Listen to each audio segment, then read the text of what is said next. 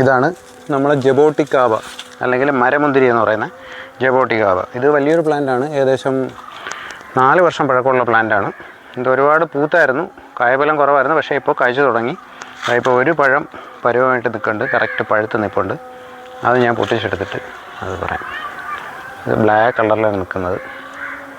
മരമുന്തിരി എന്നും അറിയപ്പെടും. ഒന്ന് കട്ട് ചെയ്ത് കഴിച്ചു നോക്കാം. ജബോട്ടിക്കാവ.